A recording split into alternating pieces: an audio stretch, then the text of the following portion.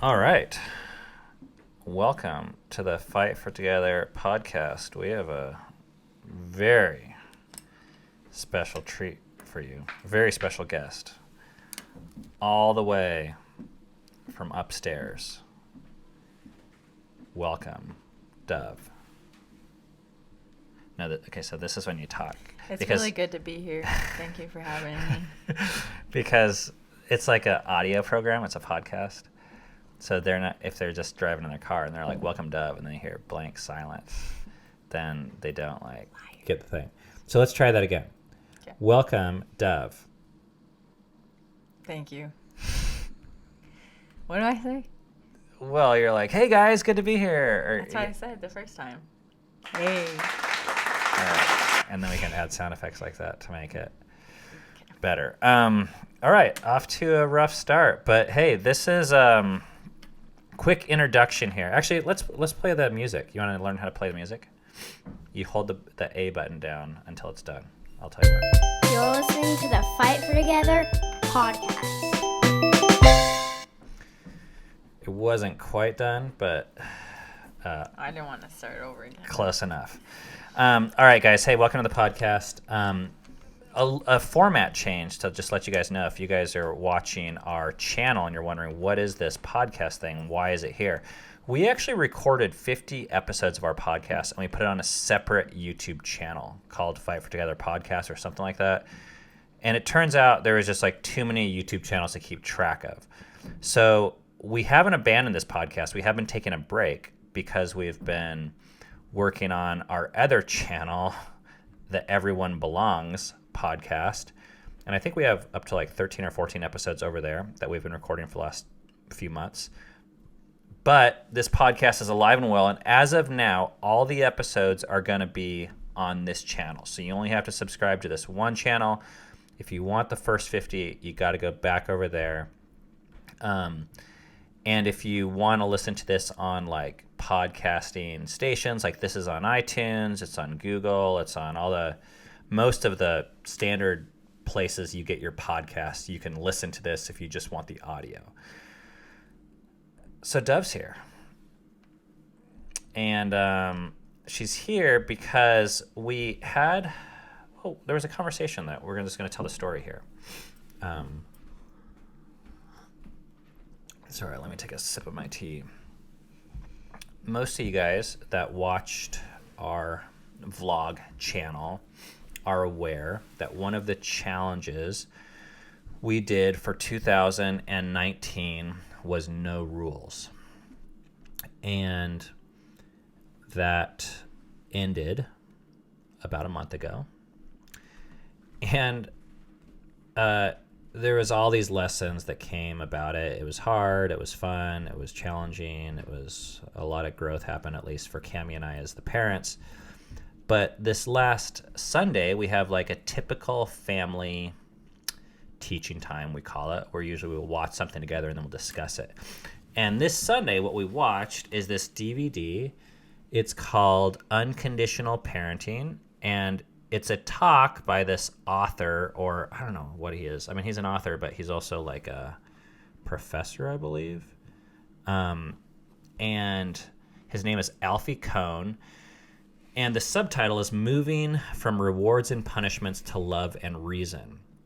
And this author was fairly influential for us. He was one of the few voices I could find when we were looking for inspiration to start this no rules thing. And he wasn't the person that started it for us, but I mean, I'll just read the back. Like it says, traditional discipline doesn't work, so what does? Most advice for parents begins with the question, how can we get our kids to do what they're told? And then proceeds to offer various techniques for controlling them.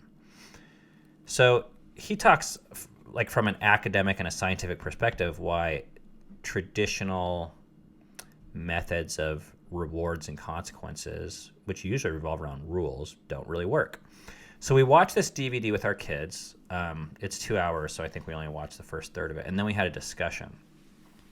And the discussion I thought was really fascinating because we heard from the kids' perspective a lot of what they thought and a lot of what came out was also their opinions of like other people's parenting methods, like their peers that they see. And Dove was very vocal about that in this meeting. And I guess I was supposed to talk to you about this before we started recording, but we're not going to like use anyone's name, obviously, because this isn't about other people. This is really about what we're learning. And we want to remain friends with people. But the observations that the kids made are really fascinating. But before we get there, I want to start off with one of the dynamics that, like, I wish I had this planned out, but it's not going to go that way. I know you're cool with that. By the way, how you feeling? You want to say anything? Let the audience know you're still there. I'm feeling fine. Okay, you're gonna have to talk a little loud and like get your face in the microphone. I'm feeling fine. I know your mom makes this look easy, but It's kind of scary because it's like not gonna be edited. yeah. So that's about it.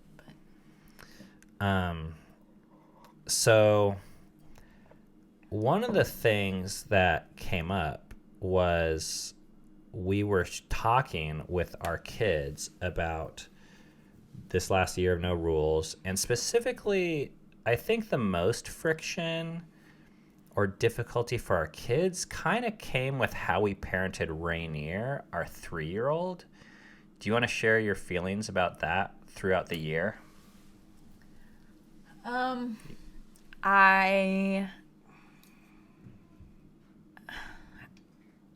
It was tough sometimes watching how they parented him because it was just so different from what I think was installed in me at a very young age, and what I saw worked.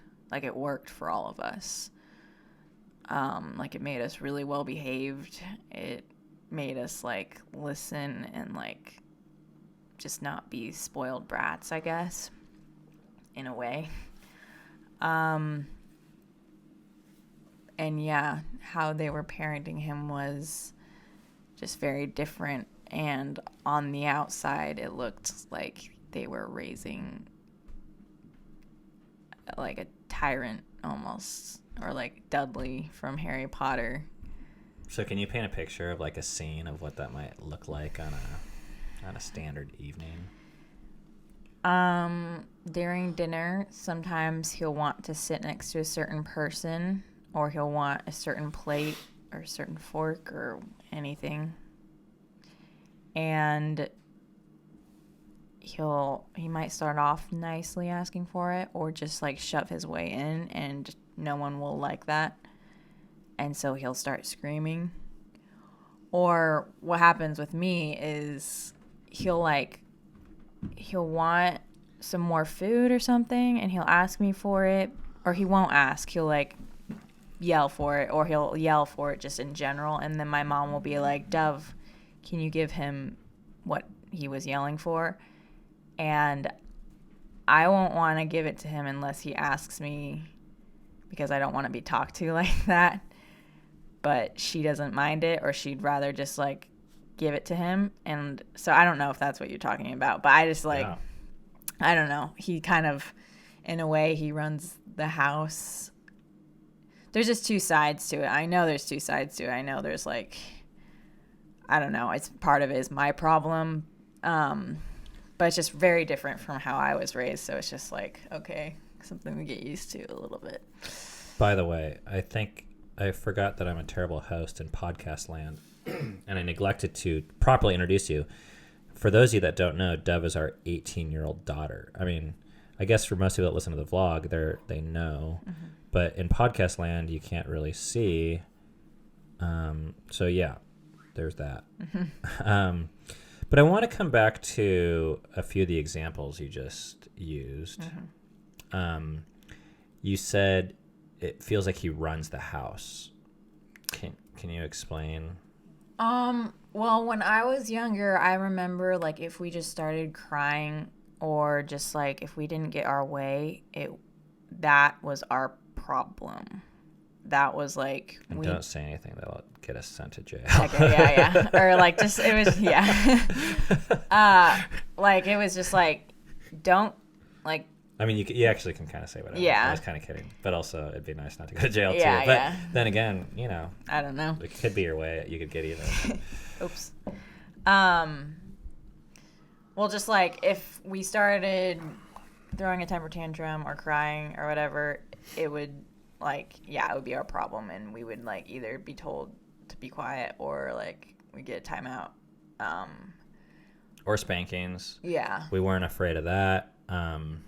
And if we didn't want, or if something was happening that we didn't want, or if we wanted something, we didn't get it, like, you listen and like, you don't like throw a temper tantrum. And then like, as we all got older, there was a lot of like other kids making sure that happened too.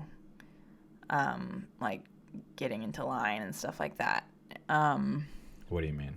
Like, it wouldn't just come from the parents. Like, we would, like, if we were in, like, parties or, like, dinners, like, and, like, one of the younger kids would say something, like, I don't know. Like, there would be times where we'd be at a dinner and they wouldn't like what they were having. And, like, we would, like, be like, shut up. Like, just, like, don't be like that. Like.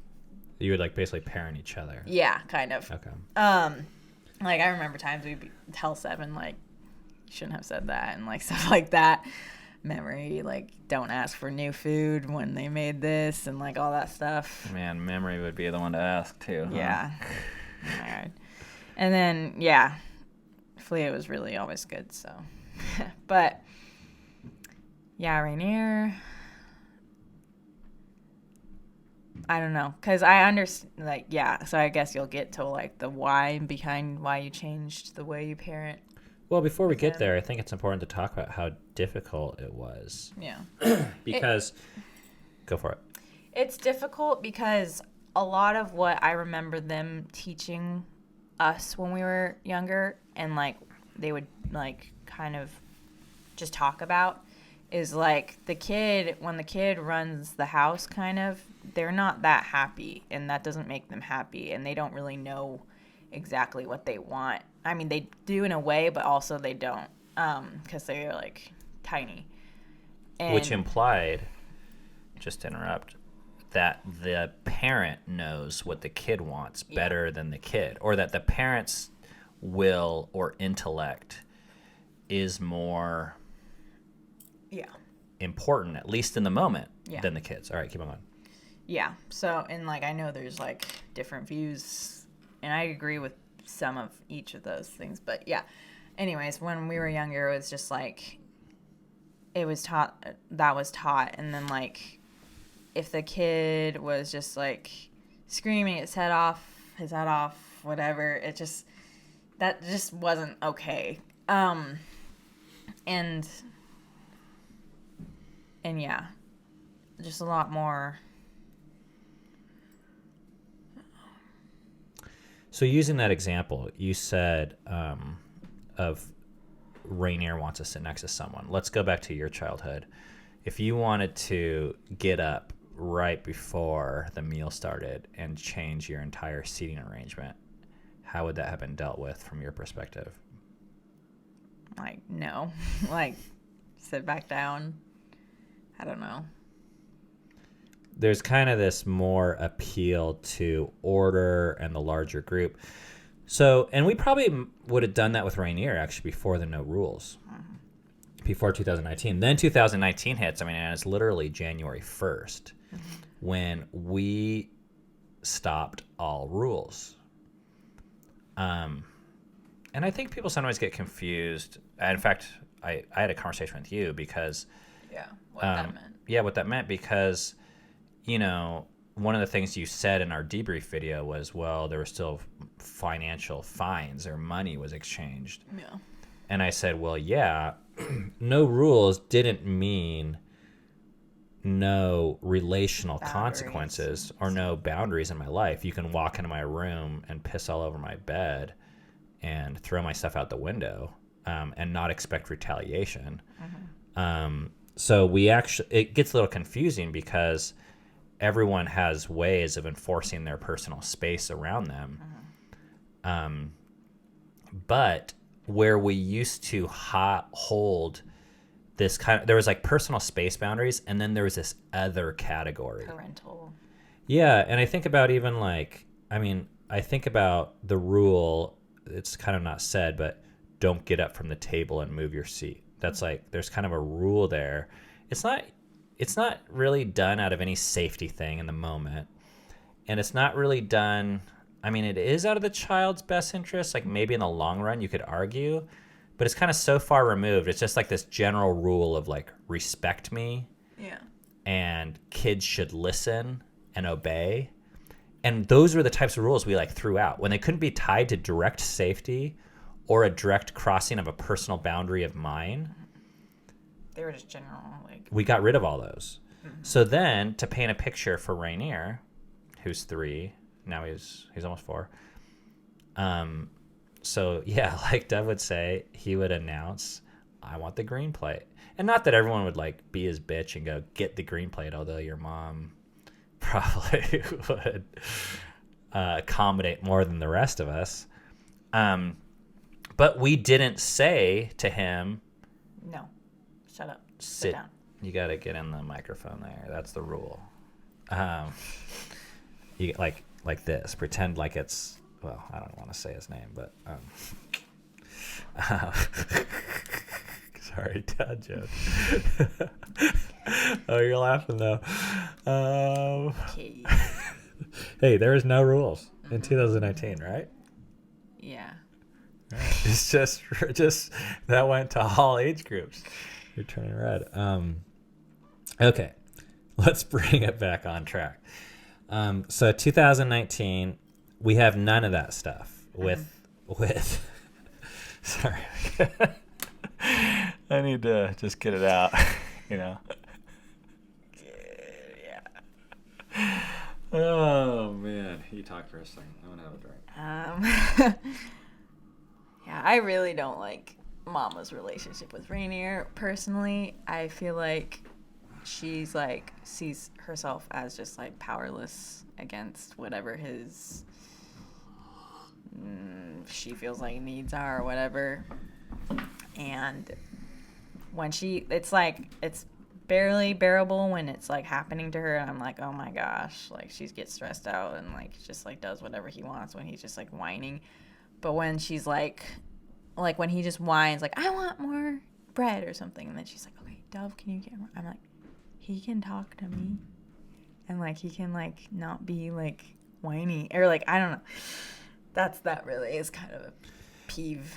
Yeah, I had issues with that also, and your mom and I have been in a lot of discussions around the fine line of when is it honoring a kid that really can't do much for themselves at all. They can't go to the pantry and make themselves a piece of toast like you can, and that's a pretty helpless feeling for a kid, versus when is it actually enabling.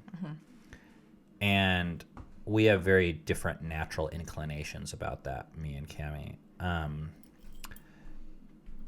But her strength is her weakness, and her weakness is her strength. Yeah. And I know you know that, but it was difficult. Okay, so bringing it back in. So one of the things I saw happen this year is when we kind of lifted the rules, which honestly, you guys, it turns out are pretty arbitrary. Like, who says kids, you can't change seats? Well, we did, right? Why? Because I'm the dad. Exactly. Because I felt like it one day or something. You know, there's no safety at stake. And it gets to the point where these rules, you're almost defending them like just because. Yeah. So, and we did that with you guys. Back then, just because was enough, because I think we were operating off of like a very authoritative and authoritarian, like respect and honor and obedience were our core chief values. And basically, the nutshell version is we got really, really hurt and burned out by an overemphasis on submission, obedience, and not thinking for yourself. And if you want to hear about that, we have 12 episodes dedicated to that on our other podcast called Everyone Belongs, talking about how that process cost us hundreds of thousands of dollars, ruined every single one of our relationships, and almost ruined our life. And I actually think we were on our way to ruining our relationship with our kids long term under that model. Yeah. If you guys parented the same way. You got to speak up. If you guys had parented the same way you had when we were younger, I'm pretty sure I would have moved out by now. I think we would have lost you this year. I think there's a good chance. That's sad. Well, or, I mean, there's another possibility, and this is, I don't want to get into this a lot, or I wasn't planning on it at least. We could have kind of beat you down into submission more for a little bit longer. Mm-hmm. I mean, if you think about it, you wouldn't have gone to Washington. Like, there's just things that would have happened that would have changed things. And then I think you kind of like bottle it up, and then it just explodes more like a year or two or 3 or 4 down the line. Yeah. But regardless, so besides Rainier just being able to choose his seat before a meal, one of the things that started to change in us was we started to see our kids' preferences as just as valuable as our own. And that's a weird thing to say, because I know a lot of parents, they go straight to danger. Like, well, kids don't know. They're going to run into the street. And you're like, okay, well, that's a bad example. Mm-hmm. But let's talk about the other 99.9% of things. If they want the green plate or the blue plate, why was I as a parent sometimes just out of principle giving them the blue one, almost to teach them that I'm in charge? Yeah. Now I was like, well, I'll give you the blue one. And yeah, you can sit where you want. And you know what? Yeah, you can stand. And you can even use your fingers. Like, I mean, I guess there gets into, like I said, some of the cause and effect stuff. If the parent's the one cleaning up, then I think to a certain degree we get to say, okay, well, you have to use your silverware or something like that. But that's less of a rule and more of like a personal boundary. Like, I'm not going to clean up if you make a giant mess. Yeah, like the difference between, like you said, just making rules because you can, or to just prove that you're in charge, versus when it becomes like an actual boundary thing. But one of the huge pros, and it took us 22 minutes to get to this point, but one of the massive pros that came out of this is that I feel like for your mom and I, and I'll just speak for myself, I came to respect Rainier as a person and his preferences. And actually, you know what? I'm going to say, with all you kids, including you, there were some decisions you made this year that I did not like. And in previous years of parenting, my preferences would have turned into rules that then would have put you as either someone who followed the rules and didn't like it or hated it and possibly ended up hating me, or you break the rules and then you become the bad guy. Just because really at the end of the day, it's like my preference. Mm-hmm. And some of the things have to do with safety, but a lot don't. Mm-hmm.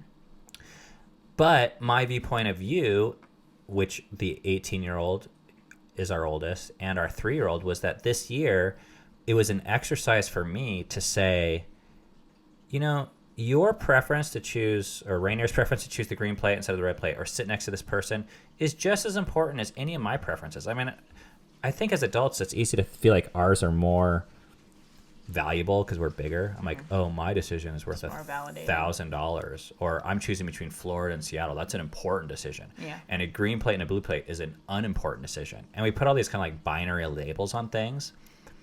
But at the end of the day, I don't think, like, when it comes to free will and agency, that just because we're bigger, ours is more special.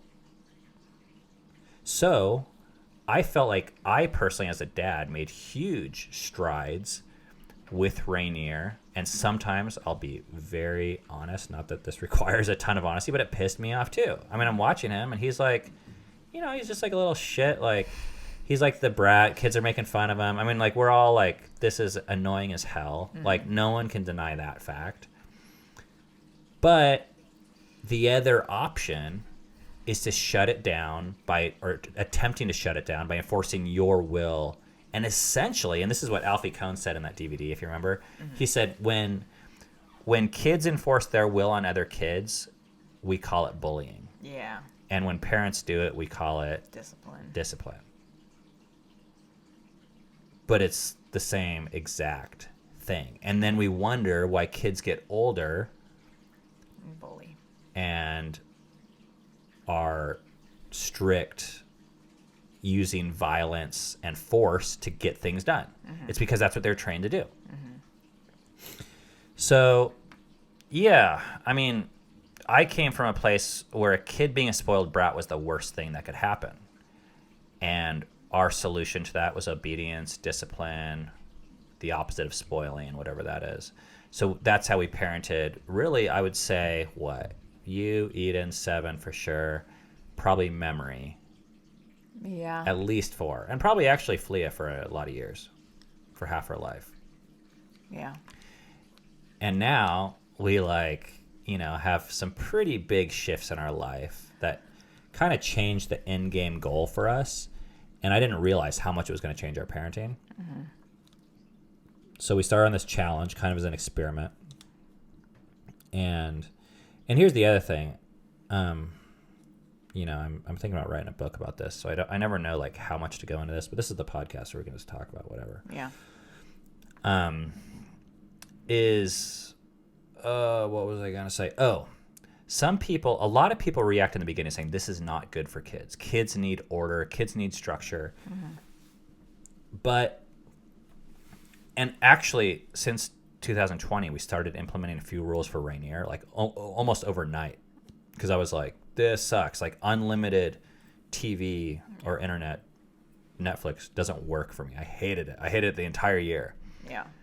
And while I don't think no structure is what's good for kids, I actually think I think us as parents needed it. Yeah. And in the long run, I think if us as parents change and essentially detox from control, I think that's going to be better for the kids in the long run. Yeah. I think, in the long run, that would have been better for everyone. Also, like, if he just grows up, like, with his way being, like, the way, or him not thinking that anyone else has a problem, I also think that could be kind of problematic. But I think, like, as kids grow up, like, taking off rules like that and letting them think for themselves, like, it combats that. I don't know. See, but here's the thing that, this is what made me not worry about no rules with Rainier specifically. There were some things, like I said, him being on Netflix, the amount of time he was on Netflix, that really kind of I didn't like. But when you talk about him being a spoiled brat, he is in a house with 5 other kids who make it their full-time job to make sure that he doesn't step over their boundaries. Right? Yeah. I mean, none of our kids take any shit from anyone. Yeah. None of you guys are pushovers. Right? No. I mean, maybe Filia the most. Yeah. But even... The kid that's run 3 marathons and hiked the AT. So I think she has... Really just Mama. Yeah, that's really... Mama. But that's one of the things that I don't think sometimes maybe people realize about the no rules thing is, when you have tight community, meaning just proximity, you have 8 people living in one house. You'll keep each other, like, in check. You can't do whatever the hell you want. Yeah. I mean, I can't just, like, make a mess and party all night. I mean, you guys tried it a few times where you're like, hey, like, let's stay up till 3 a.m. pounding on that floor above our room. And we gave you crap for it the next day because I'm like, that pisses me off and I can't get sleep and that's not respectful. And it wasn't about a rule. It was just that, like, we were communicating that basically, like, hurts the relationship. Yeah. And you guys all have that times 7 every day. Every time you do anything in our house, you have to like basically be prepared to hear from any one of 7 people if it steps on their toes. Yeah. From playing music to borrowing a computer to leaving your crap out. I don't think I feel that as much. Or I don't think I get that much. Or I get it mostly from you, and that's about it. Like I think I don't really answer. So I don't think I really picked up on that. Yeah, I don't know if you respect anyone in the house, but me. Okay. I kind of want to change gears here. Oh, actually, no, I'm not done talking about that. I think I was going to say, like, from when we were younger, the biggest differences are, like, sucking thumb. Like, we weren't allowed to suck our thumb. Like, and it seemed so normal when I was younger. Like, oh, yeah, this is so bad. Like, well, I would feel guilty for sucking my thumb. And now it's like, that's kind of weird. Or, like, when you really think about it, I know some other parents still do that or still enforce that. And then there was a lot of, like, food rules. Okay, so I want to talk about that because I think that's a great transition. Mm-hmm. So we had strict rules around sucking thumbs, mostly me, not Cammie, but she was on board for some of it. And I don't want to get into the exact details, but the most easiest thing to talk about was at a certain age, we like basically outlawed it, saying it was bad for your teeth. And but I believe deeper things about it, like it was a crutch. Yes. Which now I've changed our beliefs in this area. But back then, I mean, and I was, when we had you, we were 21. I remember it started when I was like 6, I think. And it started with like, just like shaming. Mostly, I think, from Hominy. She was just like, oh, don't do that. Because she didn't really like do any discipline. And then one by one. That's my mom, by the way. It was like, and then it was Hominy, and then it was you and Mama, and then finally it was my mom's mom and dad. And I remember when they started being like that, I was like, no, they were my only people. Okay, so you said this funny thing. You said, so you were raised where you weren't allowed to suck your thumb, and that felt normal to you. Mm-hmm. Okay, so this weekend, this Sunday, when we watched this video, mm-hmm. you made this other comment that I wanted to talk about, where you said, I don't really feel like... Do you remember what you said? I didn't really... Like, I don't really have a problem with how you guys raised me. Yes. And I kind of addressed that. Do you want to talk about that? Yeah, and I kind of, like...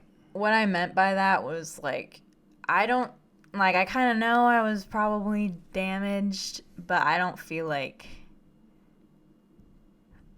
I don't know. Because you addressed it by saying, like, oh, then that probably means you probably will be doing the same thing.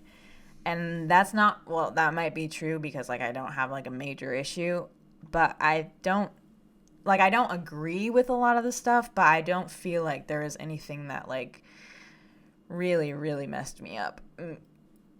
Maybe. I don't know. I don't think so. But that's kind of what I meant by that. I don't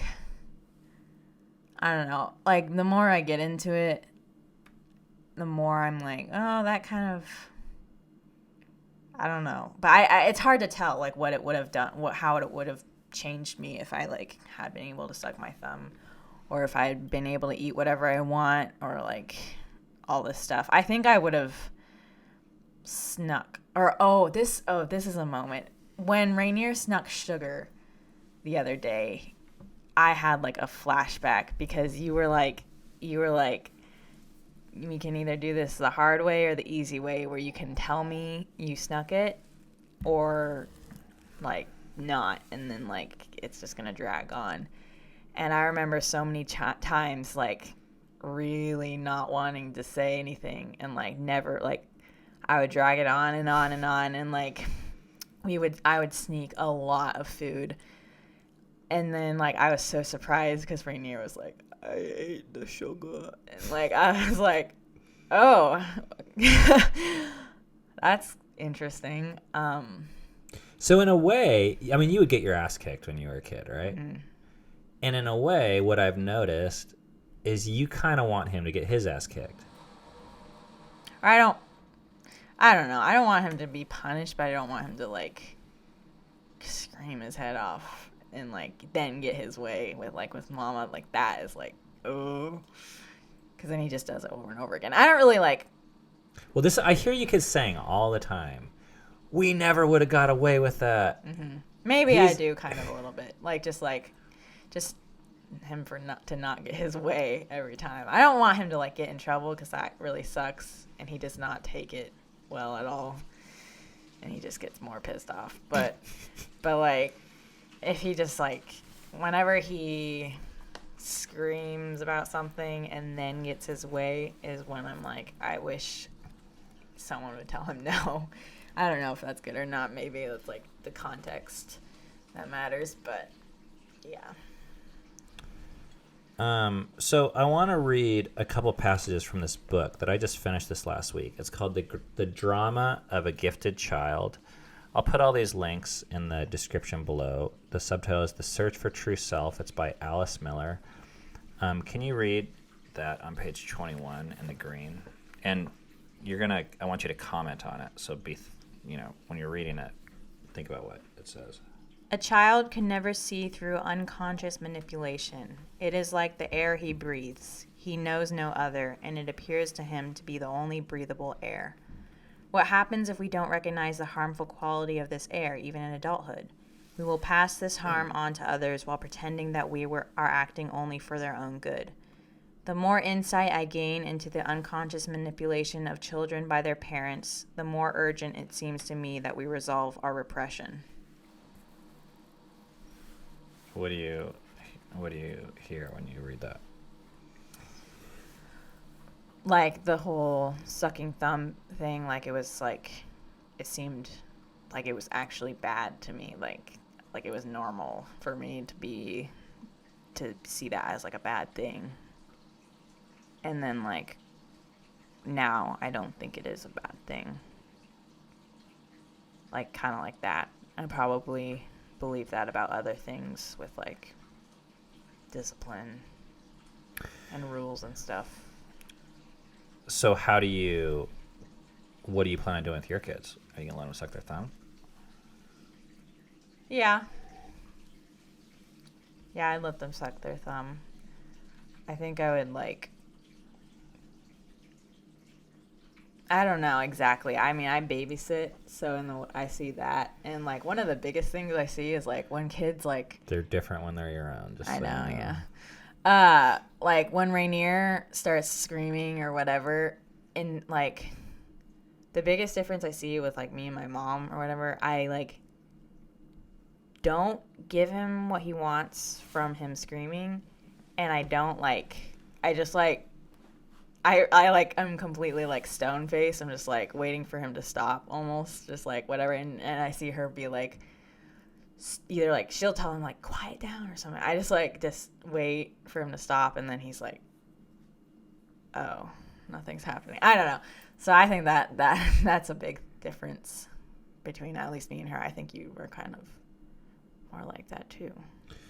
Yeah. And I want to, just for the audience out there, in defense of Cammie, I know we're saying some of the things we don't like about her style, but what I do appreciate... I ask her for everything. Well, she, in order to ignore or not cave into a child's whims, or what I would consider enable, to a certain degree, I have to, like, shut off my response mechanism and, like, stop listening and almost, like, dehumanize the person a little bit. Yeah. I have to be like, you're dead to me right now. I'm not going to respond no matter what you say. Yeah. And your mom doesn't do that. It's much more difficult for her in a very amazing way. She doesn't dehumanize people, hardly ever. Yeah. which really pisses me off when people come up and ask her for $40 for gas. Oh, yeah. And it's very blatantly not for gas. Yeah. I'm like, don't give them the money. But anyways, she has a soft side where with you kids, even when you guys are crazy or screaming, she feels sympathy and connection. So that's the positive side. So I don't want there to be confusion for the audience to say, to me, it's not positive or negative. It's right, mixed, and there's pros and cons to every approach. And I think Dev and I more represent a certain personality type that is very similar. That Enneagram 8s, for those that are speaking the lingo, that we have the ability to do that more, and that comes with other weaknesses. But okay, so now the sucking thumb thing is one thing, but what I heard from you on Sunday was something along the lines of, and we already talked about this, but you said, I don't have a problem with how you guys parented me, but I think on some level, I think you almost do have to have a problem with it in order to not repeat it, because you have to kind of say, hey, that prohibiting me from sucking my thumb was in some ways oppressive or abusive or damaging. And around here, like, I just want you guys to know out there, those aren't bad words for us to acknowledge that as parents, we do things that hurt our children, sometimes intentionally, but usually unintentionally. And oftentimes we do them with the best of intentions, but that doesn't make the damage not happen. So for me, it's an incredible victory to be able to, as a parent, say, we used to do this thing that was damaging to you, and we want to do less of that. So we're changing. But I feel like there's a lot of models of parenting, at least where we come from, where it's like, I don't know, that conversation just doesn't happen. And you just are like, shut up, you little shits. We did the best we could. Like, stop complaining, respect and honor us. And I'm like, what? How does that help anyone? So on some level, I kind of want you to get angry and be like, but you don't know what you don't know, right? I mean, you're happy the way you are, but the way we are all has certain blind spots. And I also think, like, seeing, like, some other parents, I'm like, I do get angry at you guys. I don't actually think for, like, the right things, because I just, whatever. But, like, when I see, like, other parents, it's just I feel like kind of lucky. But I do think, like, if you still parented me, like, the same way, I would be, like, really, really, really angry. The same as 2018. Not even really that. I feel like, I don't know, maybe it's because I was just, like, older, or I don't know how old I was, but I feel like the biggest transition was, like, because I feel like this has been happening over a long time. I don't think there was, like a super solid, like, 2019 switch. I think it was, like, way more gradual. I see it, at least. 2019, though, was a big event, but I definitely agree. I think what a lot of people don't realize is we had years of change that led up to that. Yeah. I mean, I don't know what the hell people think, because when we made that YouTube video, people were like, this is a big mistake. And they act like we're a fucking bunch of idiots. We have, like, no idea what's going to happen. Yeah. It's like the same thing when we gave you guys the house and $45,000. People were like, oh, this is so dumb. And I'm like, decision. I'm like, we're not fucking stupid. Like, we've been planning these types of experiments and making all sorts of small decisions. You started buying houses, like, 7 years ago for kind of this reason, in a way. Yeah. For this vision. / 20 years ago. Yeah. So, anyhow, yeah. I don't know. Yeah, I do think a lot led up to this that had to do, because so many of our parenting decisions were seated in our spirituality and our religion, that as that started to shift. Yeah. And once again, plug for the other YouTube channel. We don't like to mix them too much, and I don't like to just make this a giant. That's why we've started another channel, because a lot of people are not curious about the spiritual thing. But I can't emphasize enough how much of our spiritual beliefs from our tradition impacted our parenting. Okay, let's go to page 74 of this book. Right here. Let's see.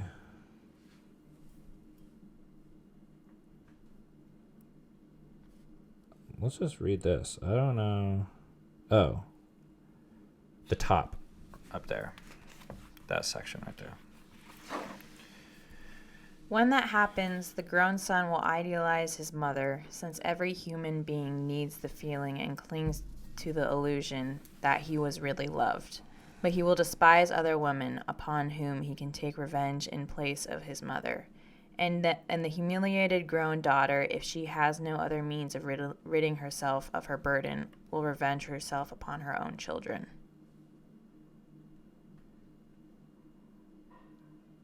What? You need me to decipher that? I mean, like, because they can't take it out on their parents, they'll take it out on other... Yes. Okay. So the first line, when that happens, the grown son will idealize his mother. I can't tell you how many people, maybe you've heard this, people say, my parents are so awesome. Yeah. And Because it's they all are. kind of painted this one way. And in our history or tradition, you were kind of not allowed to point out negatives of your parents. Her children will rise and call her blessed. Wow, are you quoting the Bible? Oh, there's so many captions on Instagram for Mother's Day captions like that. Yeah, and that's all that's talked about. And like kind of the complaints of children or society are like kind of dismissed. And once again, I don't have a problem with honest critique from people that we want to have relationship with. Then you can't, like, if you can't acknowledge it, then you won't get over it, truly. Yes, and that's what this is saying, is that ironically, a lot of these people say, oh, my parents are so awesome. Yeah. And they idealize it, but then they go on to perpetuate the violence that was done to them to essentially the next generation, to their kids. Yeah. And it goes hand in hand with the idealization that happened with their parents. Right, yeah. So if you can't, on some level, look your parents in the eye, or for that matter, look at yourself and just acknowledge to yourself, hey, what happened to me was not always cool. Yeah. It didn't always work out good for me. And I do think also there are some other nice things to say, like my parents did the best they could, and I actually believe that about myself. I would love it if you guys believed that. You know, they still cared about me, and it's not just black or white. Like, no one's just a villain. But we also, that has to be a different topic. We also can't sweep things under the rug by just saying, well, they did the best that they could, so no harm was done to me. Yeah. And I think that's done a lot. And a lot of times you don't really know how badly you were treated or harmed until you see someone else not being treated that way, like Rainier. Yeah. Or, you know, people from other family systems. Yeah. Where you're like, oh, they're actually really good at hugging. I suck at hugging. Why? Because I was never hugged or something like that. That could be actually a real one. Yeah, that is. Any other thoughts on that? Nope. Okay. 106 is our last reading. Right there in the green. The aim of therapy, however, is not to correct the past, but to enable the patient both to confront his own history and to grieve over it. Yeah. I think my first instinct with all these things is to forget it and, like, even to acknowledge that it even got to me is like kind of like I didn't want to, or I didn't think it did. And like that's kind of like back to like I don't know what I would have been like if I had been able to suck my thumb or whatever. But I don't like, even to acknowledge that it even hurt me or damaged me is like weird. Or I feel like I want to believe it didn't, because I feel like that's weak or like, I don't know. I think that's a common victim thing, actually. There's a psychology there where for rape victims, or even with the stuff we went through at the church, it was very, very hard to talk about. It was like embarrassing to talk about what had happened to us. And It can make you feel out of control. yeah. And there's actually, there's a psychology there with abuse victims where I don't fully understand it, but They like justify their abuse. yeah. Yeah, and they feel like it's their fault by talking about it.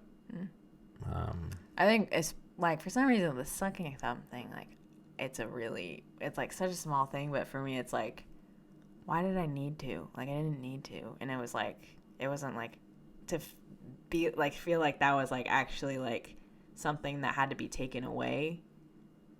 I don't know. It's See, just but weird. you did need to. Yeah. So That's what I believe now. That's what I mean, is like to admit that I needed it or whatever, that I like really, like, it was a thing that I was like, Yeah, I think people try and be strong, and you're like hurt, and you're like, no, that didn't hurt. I'm fine. yeah. And it's like, no, like maybe you're not. And also, I'm the one that hurt you. Sorry. But yeah, it is hard to admit that those things happen. Because I because I believed it was bad, I believed it was a crutch. So every time I did it, I felt like it was like a weakness. Yeah. Anyways. Wow, that's deep. I feel like there's like a lot there. But the thing I like about this quote is that, I think there's all sorts of people who have all sorts of hang-ups about therapy and how it's a waste of time and money to go back to your childhood and re-dig this stuff up unnecessarily. But if you don't grieve over history, you will repeat it. Yeah. So, one of the things I love about our family is that I don't think we have weak-minded kids. So for me, one of my concerns perpetually, but especially my younger years, was I was like the strongest personality I knew in our friend group. When I said something, I had the ability to convince almost anyone of anything, is how it felt compared to other people. Mm-hmm. And so I'm like, well, as a strong personality as a dad, what's going to prevent me from railroading my kids and their opinions?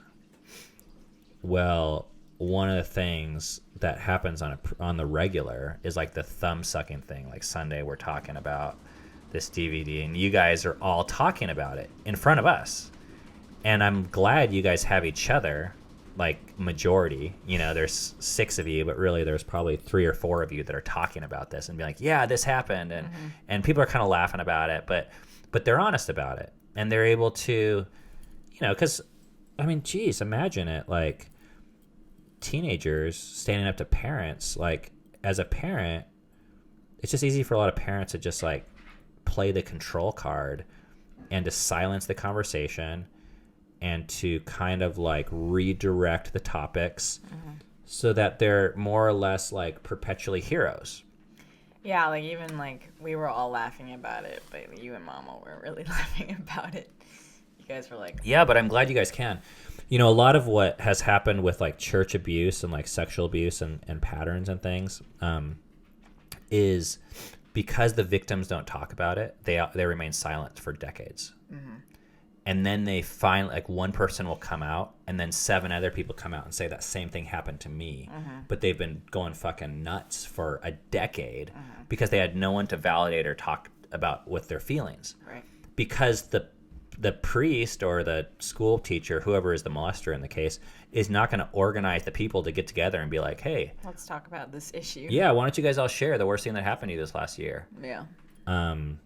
And I just kind of assume that the worst thing that happened to you kids are going to be as a result of our parenting. That's just like my assumption.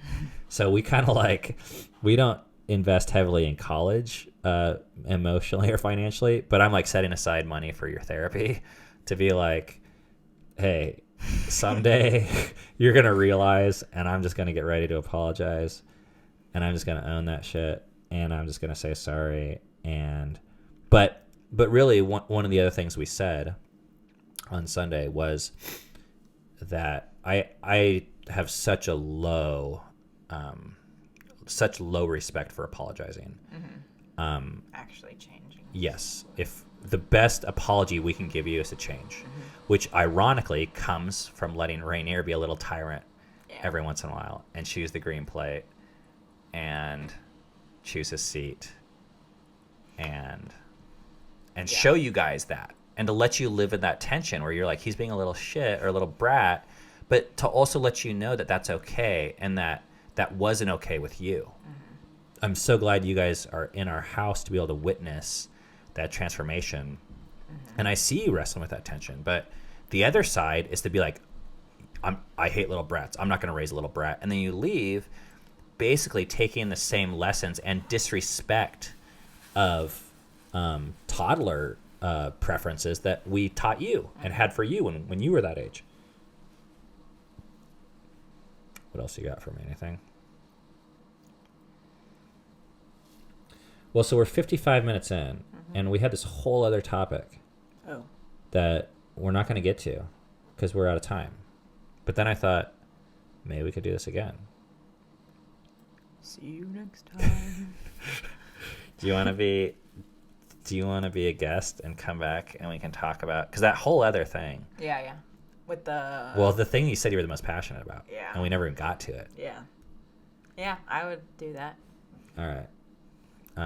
Next week? Sure. Okay.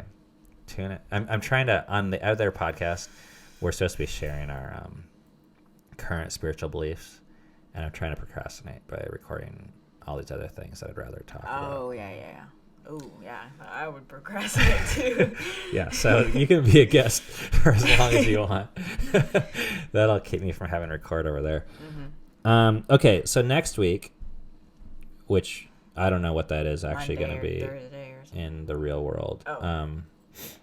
But approximately a week from now, the next podcast that you'll hear is me talking to Dove and interviewing her about her observations with her peers and rules and what she saw from other parenting methods that give them a teaser, like give them just a line that will make them like tune in. It really pisses me off, and it really makes no sense how some people do things.